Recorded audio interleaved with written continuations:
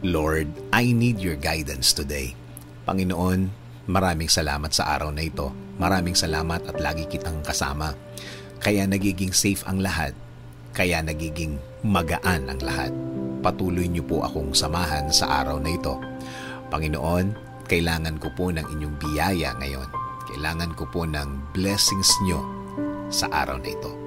Kailangan ko po ng inyong provision para sa akin at para sa aking pamilya. Para sa malaking tulong niyo sa akin, Lord. Sa mga nagdaang mga araw, Lord, naging mabigat ang aking mga araw. Naging lito at di ko na naman alam ang aking gagawin, Lord. Pero alam ko, magiging okay na naman ang lahat.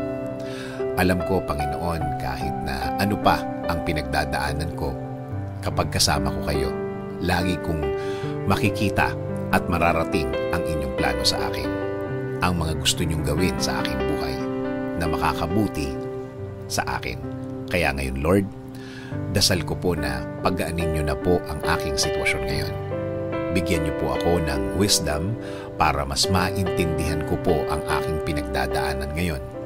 Bigyan niyo po ako ng guidance sa araw na ito. Bigyan niyo po ako ng katahimikan ng isip. Alam ko po, Lord, na hindi na magtatagal, mararamdaman ko na po ang inyong kamay na gagalaw sa aking buhay. And I am willing to submit. I am willing to offer my day today to you, O Lord. Alam ko po kapag kasama ko kayo, kasama ko ang inyong mga blessings. Alam ko po na kasama ko ang mga solusyon sa aking buhay. Solusyon na magiging sagot sa aking mga nararanasan ngayon.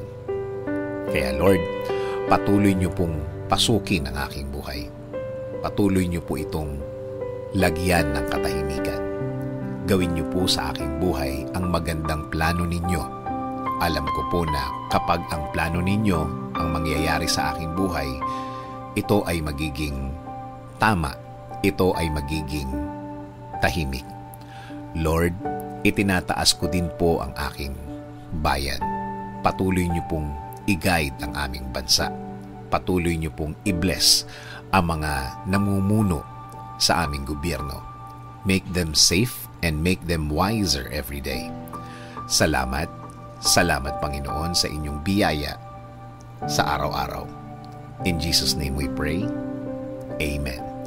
Sabi nga sa John 16:13, "But when He, the Spirit of truth, comes, He will guide you into all the truth.